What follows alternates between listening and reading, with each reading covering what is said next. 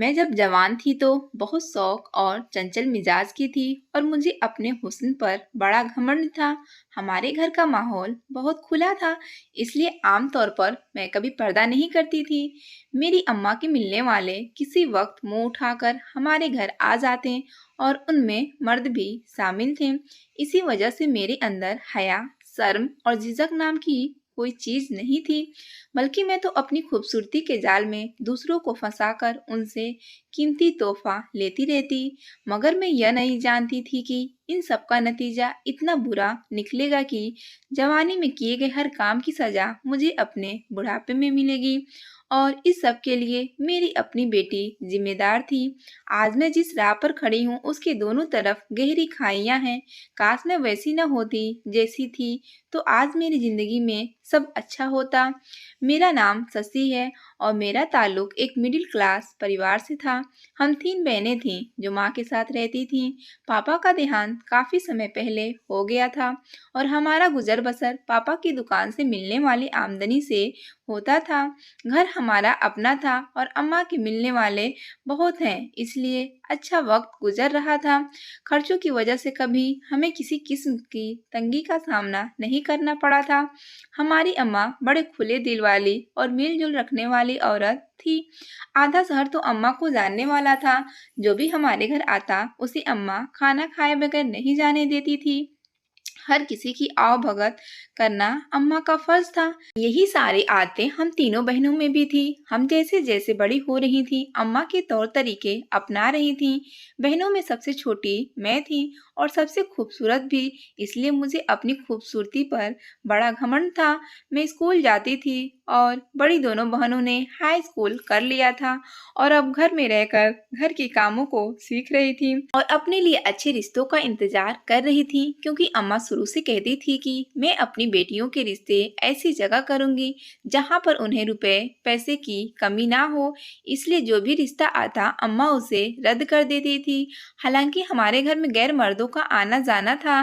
कभी कोई राशन देने या मिलने के बहाने से आ जाता, तो कभी किसी काम की वजह से अम्मा उनको बुला लेती और हमें फौरन उनके लिए चाय पानी का इंतजाम करने के लिए कहती। अम्मा की तरह हम तीनों भी पर्दा नहीं करती थी।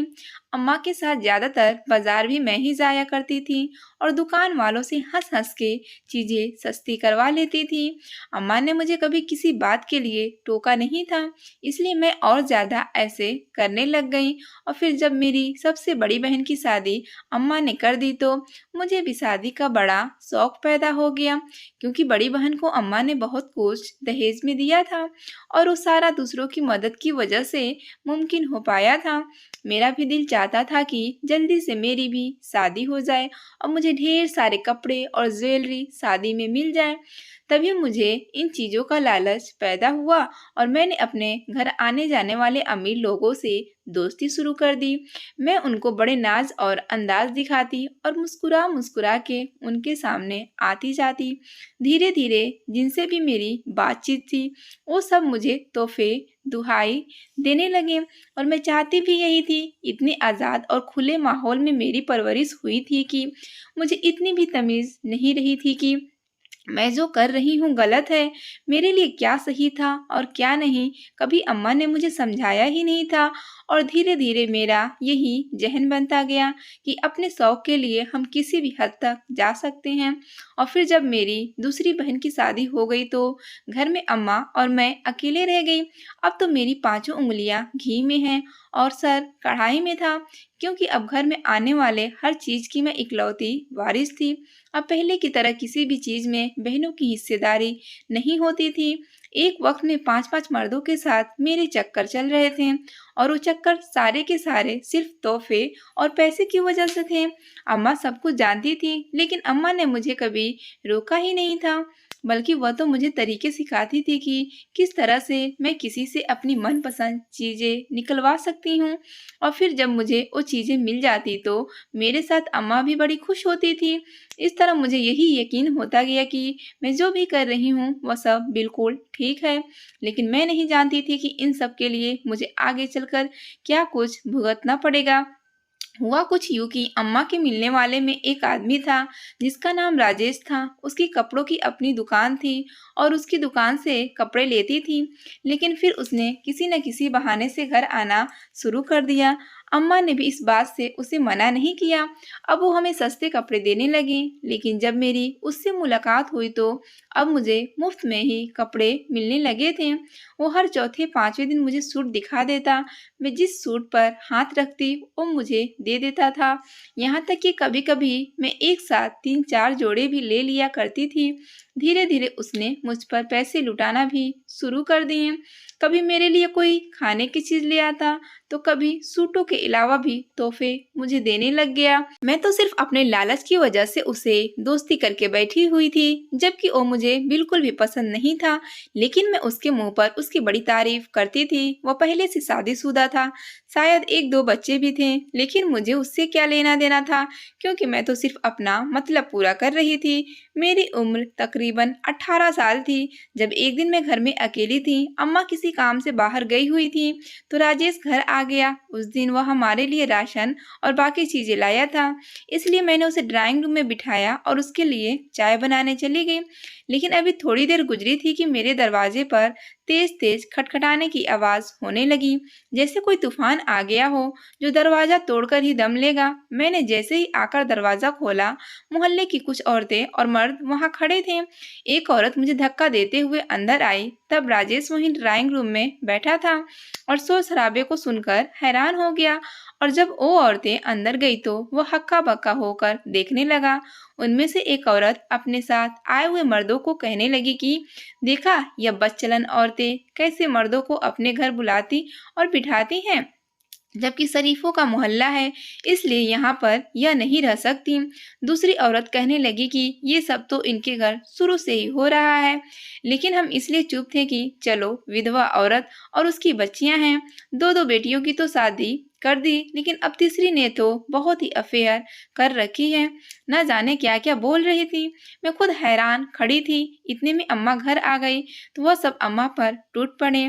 कोई क्या बात कहता तो कोई क्या। अम्मा ने उनको यकीन दिलाने की बड़ी कोशिश की कि हम ऐसी वैसी औरतें नहीं हैं, बस कोई ना कोई काम होता है तो घर बुला लेते हैं, क्योंकि हमारे काम करने वाला तो कोई नहीं। लेकिन मोहल्ले वाले तो उस दिन न जाने क्या सोचकर आए थे। एक बूढ़ा आदमी जो वहां खड़े सारी बातें सुन रहे थे, अम्मा की बात सुनकर बोले कि देखो मैडम, अगर ऐसी ही बात है तो अभी जिस गैर मर्द को तुम्हारी बेटी ने अकेले घर में बुलाया हुआ था, जबकि तुम यहाँ नहीं थी, तो फिर तुम बताओ कि ऐसे जवान लड़की किसी गैर मर्द को बुलाकर यहाँ क्यों बैठी थी? क्या ये शरीफ औरतों के काम है? तो मेरी अम्मा ने बात बनाने और इज्जत रखने के लिए झूठ बोल दिया और कहने लगी कि यह कोई गैर नहीं है, बल्कि इसकी मेरी बेटी के साथ मंगनी हुई है और शादी भी होने वाली है।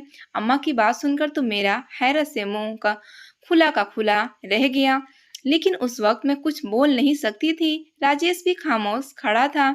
जब अम्मा ने राजेश से कहा कि बताओ राजेश, तुम मेरी बेटी के मंगेतर हो और तुम्हारी इससे शादी होने वाली है। राजेश फौरन बोला कि हाँ बिल्कुल, और मैं तो यहाँ कुछ सामान लेकर आया था, और वैसे भी यह हमारे घर का मामला है, इसमें किसी को बोलने की जरूरत नहीं। यह सुनकर सारे मोहल्ले वाले कुछ ठंडे पड़ गए। लेकिन वही बूढ़ा आदमी फिर से बोला कि अगर ऐसी ही बात है तो उसके साथ अपनी बेटी का फौरन शादी कर दो, क्योंकि हम यह भी बर्दाश्त नहीं करेंगे कि मंगनी के बाद कोई ऐसे घर आता जाता है। आखिर मोहल्ले में हमारी भी बहू बेटियां रहती हैं, इस तरह उन पर क्या असर पड़ेगा। सारे लोग ने उस बूढ़े की बात पर हाँ में हाँ मिलाई और उसी वक्त एक औरत कहने लगी कि भाई, हमें तो इन माँ बेटी पर यकीन नहीं। अगर आप लोग कहते हैं तो हम मान लेते हैं, लेकिन अभी दूध का दूध और पानी का पानी हो जाएगा। कोई जाकर जरा पंडित जी को बुला कर ले आए। अगर यह वाकई उसका मंगेतर है तो अभी अपनी बेटी का शादी इस आदमी से करवा दे, फिर चाहे यह दिन में आए या रात को, हमें इससे क्या। तो बाकी सभी उसकी बात से सहमत हो गए और एक आदमी चला गया और थोड़ी देर में पंडित को बुलाकर ले आया। पंडित भी मोहल्ले के ही थे, इसीलिए फौरन चले आए और इधर हम माँ बेटी को समझ नहीं आ रहा था आखिर ये हो क्या रहा है। लेकिन इज्जत बचाने की भी जरूरत थी। इतना बड़ा झूठ जो अम्मा ने बोला था अब मेरे गले पड़ने वाला था। लेकिन राजेश तो बड़ा खुश नजर आ रहा था। जाहिर सी बात है उसे और क्या चाहिए था। अम्मा ने मेरे सिर पर चुनरी दिया और मुझे राजेश के साथ बिठा दिया। मैंने बोलने की कोशिश की तो अम्मा ने मुझे सख्ती से मना किया। कहने लगी अगर अभी इस वक्त ये ना हुआ तो पता नहीं क्या होगा। अभी चुपचाप शादी कर लो, उसके बाद खामोशी से राजेश से तलाक ले लेना। मैं चुप करके बैठ गई। फिर पंडित जी ने मेरा और राजेश का शादी करा दिया। इस शादी ने तो मेरी जिंदगी को बिल्कुल ही बदल के रख दिया, क्योंकि शादी के बाद तो राजेश चला गया था, लेकिन दूसरे दिन शाम को ही आ गया और अम्मा से कहने लगा कि अभी मैंने घर का इंतजाम नहीं किया, तब तक मैं यहीं रहूंगा। लेकिन आज के बाद कोई भी गैर मर्द इस घर में नजर आया तो मुझसे बुरा कोई नहीं होगा और जल्द ही मकान का इंतजाम करके मैं अपनी बीवी को यहाँ से ले जाऊंगा। अम्मा उसकी बात सुनकर बड़े गुस्से में आ गई और कहने लगी कि तुम होते कौन हो मुझे यह सब कहने वाले। तो अम्मा से तेज आवाज में बोलने लगा और कहा कि मैं इस घर का दामाद हूँ और अब ये मेरी इज्जत का सवाल है, इसलिए जो कह रहा हूँ उस पर अमल करना वरना बहुत पछताओगे। कहकर वह घर से चला गया। मैं कमरे में बैठी सब सुन रही थी। उसके जाने के बाद मैं बाहर निकली और अम्मा से कहा कि तुम तो कह रही थी कि इससे तलाक ले लेना, लेकिन क्या ये मुझे तलाक देगा।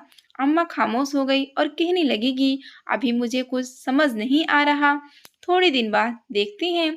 लेकिन दूसरे दिन राजेश फिर आ गया। उसने यहीं पर खाना खाया और कहने लगा कि आज रात मैं सोऊंगा भी यहीं पर। मेरी तो जान पर बन आई। वो मेरे लिए बहुत खूबसूरत जोड़े भी लाया था। कहने लगा कि इसमें से कोई भी सूट पहनकर तैयार हो जाओ, फिर हम थोड़ी देर बाद बाहर चलते हैं। मैंने खामोशी से सूट उठाए और बेदिली से तैयार होकर उसके साथ बाहर चली गई। थोड़ी बहुत शॉपिंग की और बाहर घूम फिर कर जब वापस आए तो वो मेरे कमरे में बेड पर लेट गया। मुझे रह रह के मोहल्ले वालों पर इतना गुस्सा आ रहा था जिनकी वजह से मेरी जिंदगी बर्बाद हो गई थी। मैंने तो सोचा भी नहीं था कि मुझ जैसी खूबसूरत और कम उम्र लड़की की शादी इस तरह से एक अधेड़ उम्र के गंजे मर्द से हो जाएगी। मैं मुंह लटकाकर अपनी किस्मत पर मातम करती हुई बाथरूम में चली गई। लेकिन जो हो चुका था उसे कोई नहीं बदल सकता था। कुछ दिन बाद मैंने उसको बड़े मीठे अंदाज में समझाने की कोशिश की कि उस दिन जो हुआ वह सब इत्तेफाक था। लेकिन तुम खुद सोचो कि पहले से शादीशुदा हो, बच्चे वाले हो, इतनी कम उम्र बीवी की क्या जरूरत है। तुम मेरी बेटी को तलाक दे दो। यह सुनकर हत्थे से उखड़ गया और कहने लगा कि मैं इज्जतदार और गैरतमंद आदमी हूँ। अब शशि से मेरी शादी हो गई है और मैं इसे हरगिज तलाक नहीं दूंगा, बल्कि एक हफ्ते में अपना सामान पैक कर ले, क्योंकि मैं इसे अपने साथ यहाँ से ले जाऊंगा। तो अम्मा ने रोते हुए उसके सामने हाथ जोड़ दी और कहा कि ठीक है, तलाक न दो, लेकिन यहाँ से लेकर भी तो ना जाओ। मैं अकेले कैसे रहूंगी, जब तक मैं जिंदा हूँ यही मेरे पास ही रहने दो। यह सुनकर राजेश कहने लगा कि ठीक है, शशि यहीं रहेगी, लेकिन यह याद रखना कि मेरी बीवी है और हमेशा रहेगी। मेरे लिए यह सब कबूल करना बहुत मुश्किल था, लेकिन उसके अलावा कोई चारा भी नहीं था। राजेश ने तो मेरे बारे में अपने घर वालों को भी बता दिया था। वो अलग बात थी कि राजेश की फैमिली मुझे किसी भी तरह कबूल करने को तैयार नहीं थी। उसके बावजूद राजेश ने मुझे नहीं छोड़ा। मैं अम्मा के साथ अम्मा के घर में ही रहती। राजेश रोजाना चक्कर लगाता और एक रात के बाद अगली रात मेरे पास रुकता था। ऐसे ही मेरे यहाँ पहली औलाद मेरा बेटा पैदा हो गया। मैंने उसका नाम जतीन रखा। उसके पैदा होने के बाद मुझे उम्मीद थी कि राजेश मुझे अपने खानदान से मिलवाएगा या अपने साथ ले जाएगा, लेकिन उसने ऐसा नहीं किया। वो कहता था कि तुम्हें मेरे खानदान वालों से क्या लेना देना, जब मैं तुम्हारे साथ हूँ और अपनी औलाद को अपना नाम दे रहा हूँ। तुम्हारे लिए इतना ही काफी होना चाहिए। फिर राजेश ने मेरी अम्मा के देहांत के बाद मेरी दोनों बहनों से बात करके उस घर के हिस्से में जो हिस्सा उनका बनता था वो रकम उनको अदा कर दी और घर मेरे नाम करवा दिया। तब से मुझे कुछ तसल्ली हुई, क्योंकि अब कम से कम कोई ठिकाना तो मेरे नाम पर था। बेशक वो मेरी माँ का ही घर था, लेकिन अब मुकम्मल तौर पर मैं ही उसकी मालकिन थी। राजेश हर महीने घर में राशन दिलवा देता और पूरे महीने का खर्चा मुझे दे देता था, लेकिन उसने मेरा अकेले घर से बाहर आना जाना बंद कर रखा था। सब्जी वगैरह भी मैं गली में आने वाले रेडी से लेती थी, लेकिन अगर कहीं पर जाना होता तो राजेश के साथ ही जाती थी। मुझे रुपए पैसे की तंगी नहीं थी, मैं बस ये चाहती थी कि राजेश मुझे अपने खानदान वालों से मिलवाए और मेरा भी वहां पर आना जाना हो, लेकिन उसने ऐसा नहीं किया। और फिर साल बाद मेरे यहाँ बेटी की पैदाइश हुई तो राजेश कहने लगा कि बस अब इससे ज्यादा बच्चे मैं नहीं चाहता, क्योंकि पहली बीवी से भी मेरे 3 बच्चे हैं और अब यहाँ भी 2 हो गए। मैं इनको ही अच्छी जिंदगी दूं, वही काफी है। और जब मेरे बच्चे स्कूल जाने के काबिल हो गए तो राजेश ने उन्हें एक प्राइवेट स्कूल में एडमिशन करवा दिया, जो करीब ही था, ताकि मैं उन्हें छोड़ने और ले जाने का काम कर सकूं। मैं फिर पूरी तरह अपने बच्चों में मसरूफ हो गई, लेकिन मैं जिंदगी से तंग आ गई थी। मैं तो पहले वाली शशि लगती ही नहीं थी। बच्चे कुछ बड़े हो गए तो मैंने दोबारा से अपना ख्याल रखना शुरू कर दिया। राजेश के भाई, बीवी और बहनें भी मेरे बारे में जानती थी, इसलिए मैंने इस बारे में बात करके दोनों दुकानों में से एक दुकान भी मेरे नाम कर दें, ताकि कल को कोई ऊंच नीच हो जाती तो मेरे बच्चे भूखे ना सोएं। तब राजेश ने छोटी वाली दुकान मेरे बेटे के नाम कर दी तो मुझे सुकून मिला। उस दुकान के कागजात भी मेरे पास अलमारी में पड़े रहते थे। और फिर जब मेरे बच्चे इंटर करके कॉलेज में पहुंचे तो अचानक एक एक्सीडेंट में राजेश का देहांत हो गया। मैं विधवा हो गई थी, लेकिन मुझे इस चीज का कोई सदमा नहीं था, बल्कि बेवजह पाबंदियों से मेरी जान छूट गई थी। और फिर जब मेरी कुछ दिन हुई तो मैं अपने बेटे को साथ लेकर राजेश की पहली बीवी के घर पहुंच गई, क्योंकि मुझे दुकान से कोई आमदनी का कोई हिस्सा नहीं मिल रहा था, इसलिए मैं अपना हक मांगने वहां चली गई। जाते हुए मैं एक दुकान के कागजात भी साथ लेकर गई थी और मैंने उनसे साफ साफ बात की थी। छोटी दुकान मेरे बेटे के नाम है, इस लिहाज से वह बाप की जगह दुकान पर जाएगा और दुकान की आमदनी का 1 रुपया भी किसी और को नहीं मिलेगा।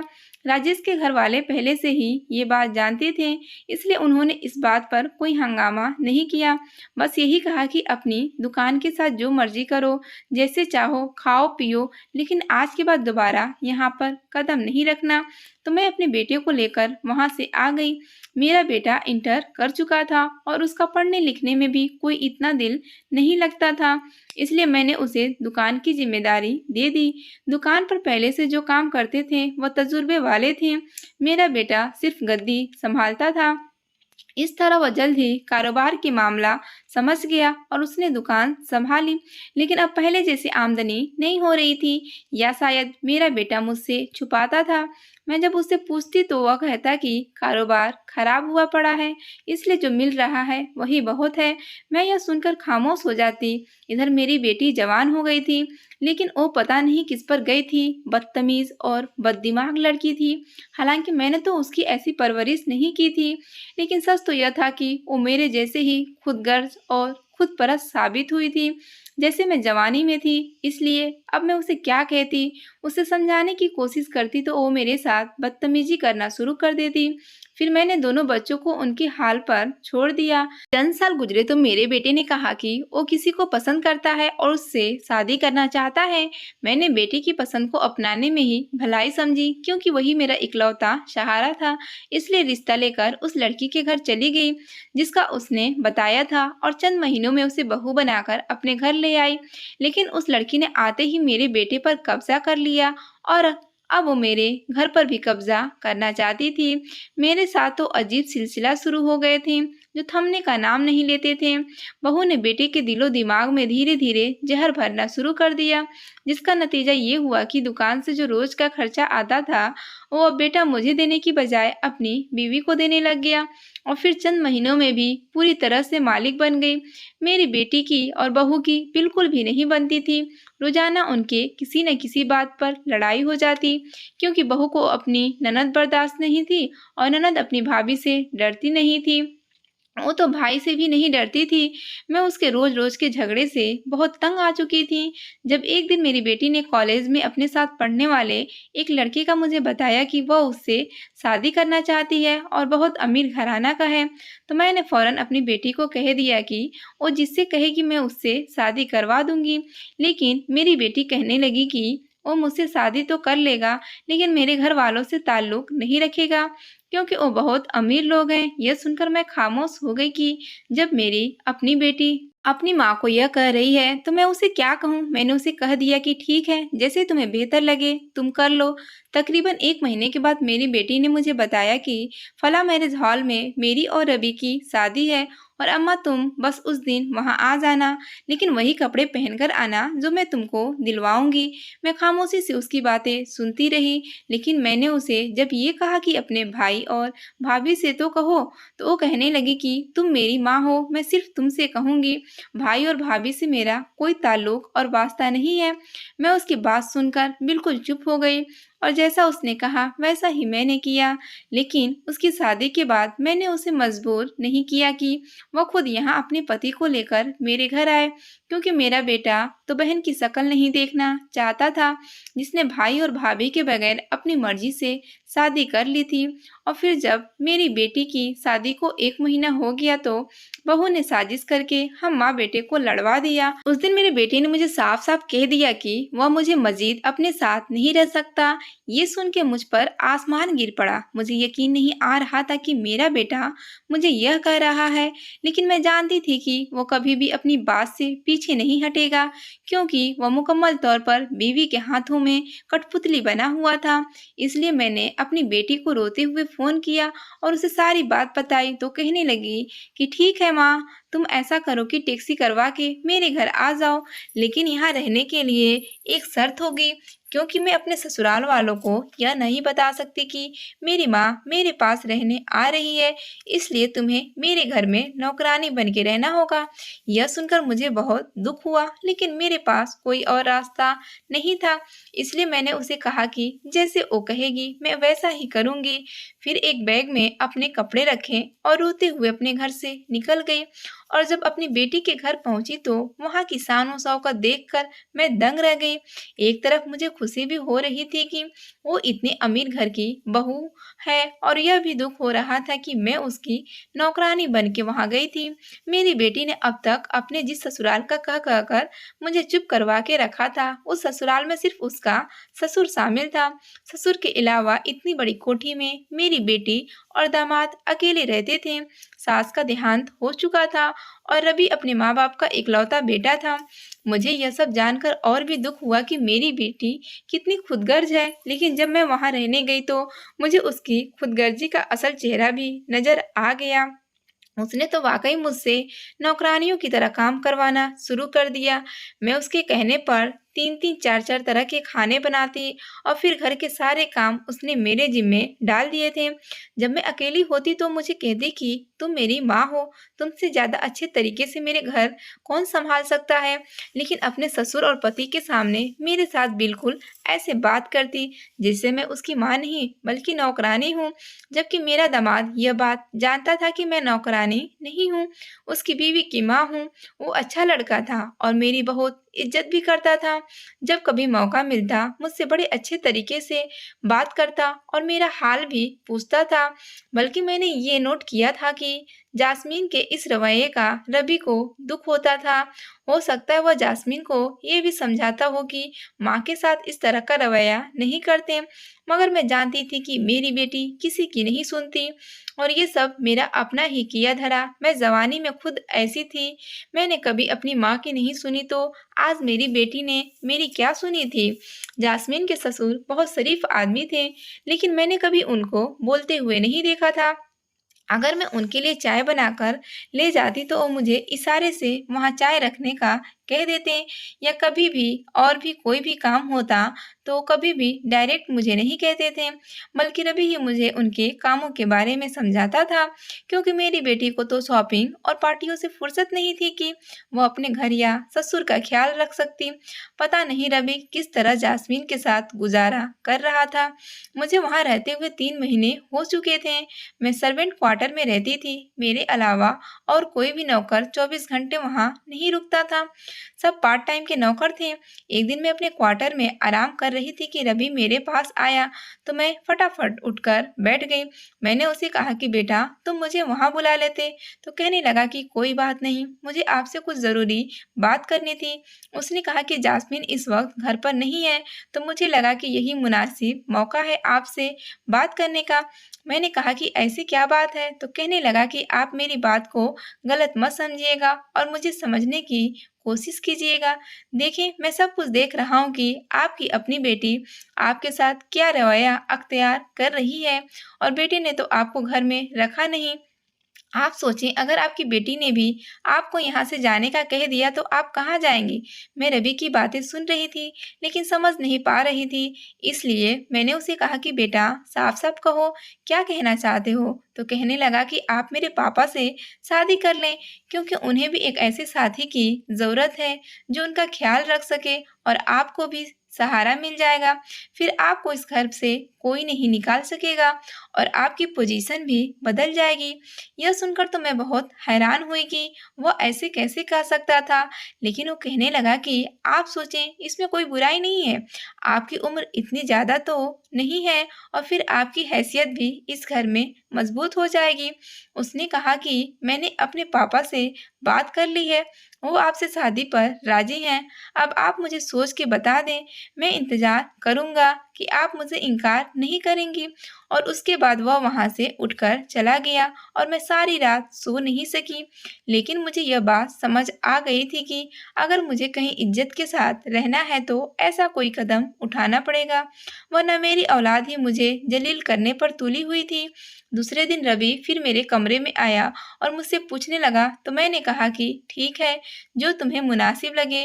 क्या जास्मीन मान जाएगी? तो कहने लगा कि जास्मीन को मैं खुद मना लूंगा। और फिर 2-4 दिन बाद रवि मुझे सर्वेंट क्वार्टर से निकालकर कोठी के अंदर ले गया और एक कमरा मुझे रहने के लिए दे दिया। कहने लगा कि जब तक पापा से आपकी शादी नहीं हो जाता, तब तक आप यहाँ रहें, उसके बाद आप घर की मालकिन बन जाएंगी। मैं यह सुनकर दिल ही दिल में खुश हो गई।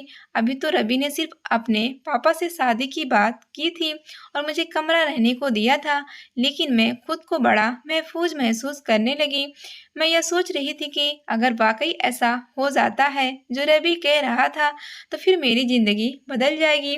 मैंने सारी जिंदगी जिन मुश्किलों का सामना किया था और जिस तरह के हालात में रही, वो सब कुछ मेरा अतीत बन जाएगा, लेकिन मेरा हाल और मुस्तकबिल बहुत खूबसूरत होगा। अब मैं बेचैन थी कि कब वो दिन आए और मैं इस घर की मालकिन बन जाऊं।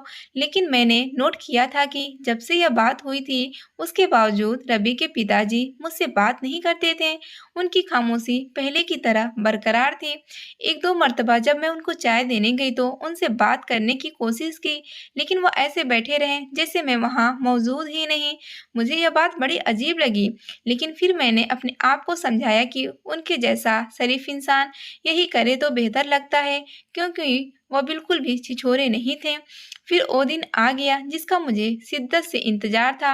रवि ने जब करीबी जानने वालों को घर खाने पर बुलाया और मेरी शादी अपने पिताजी से करवा दी। पहले इस घर में रहते हुए मैं जिसको साहब जी कहकर पुकारती थी, अब वो मेरा पति बन चुका था और मैं सबकी तरह उनको सुनील जी कहकर पुकारने का सोचने लगी। उस दिन मैं उनके कमरे में थी। जिंदगी में दूसरी मर्तबा दुल्हन बनी थी, लेकिन दिल से खुश थी। पहली शादी तो वैसे हुई थी कि जिंदगी बर्बाद हो गई। अपने कमरे में बैठी सुनील जी का इंतजार कर रही थी। तमाम मेहमानों के जाने के बाद जब वो कमरे में आए तो मुझे घबराहट होने लगी कि जाने क्या कहेंगे, पहली मर्तबा मुझसे बात करेंगे। लेकिन क़यामत उस वक्त टूटी जब उन्होंने कमरे में आने के बाद भी मुझसे कोई बात नहीं की, बल्कि बड़े आराम से कपड़े उठाकर चेंज करने चले गए और वापस आकर एक नज़र मेरी तरफ देखा और मुस्कुराने लगे। उसके बाद उन्होंने मुझे इशारे से चेंज करके लेटने को कहा। मैं कुछ परेशान सी हो गई कि ये बोल क्यों नहीं रहे। मैंने उनसे खुद बात करने की कोशिश की और कहा कि आपकी तबीयत कैसी है? आपको ये सब अजीब लग रहा होगा, लेकिन आपने कुछ सोच समझ कर ही इतना बड़ा फैसला किया और मुझसे शादी की। मैं आपकी बड़ी शुक्रगुजार हूँ। और पता नहीं मैं उनसे क्या कुछ कह रही थी, लेकिन जब मैंने गर्दन घुमाकर देखा तो वो बेड पर लेटकर सो चुके थे। मैं बड़ी हैरानी हुई कि वो इतनी जल्दी कैसे सो गए। अभी तो लेटे थे। फिर सोचा कि दवाई खाते हैं और थक गए हैं, शायद इसलिए उन्हें नींद आ गई। मैंने उठकर कपड़े बदले और फिर मैं भी सो गई। अगले दिन जब मैं उठी तो वह कमरे में नहीं थे। मैं यह तो जानती थी कि सुबह-सुबह वो वॉक के लिए जाते थे, लेकिन मुझे ये उम्मीद नहीं थी कि वो आज भी चले जाएंगे। मैं भी उठकर फ्रेश हुई थी कि रवि मेरे कमरे में आ गया और उसने जो बात मुझे बताई वो सुनकर मेरी जान निकल गई। कहने लगा कि पापा ने तो आपसे कोई बात तो नहीं की होगी।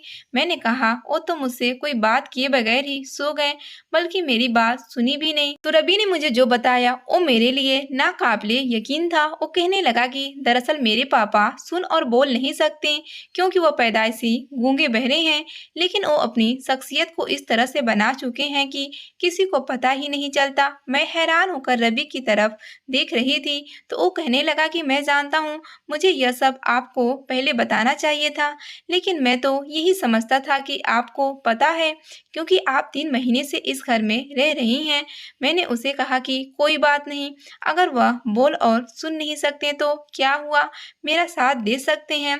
और फिर मैं नाश्ता बनाने किचन में चली गई।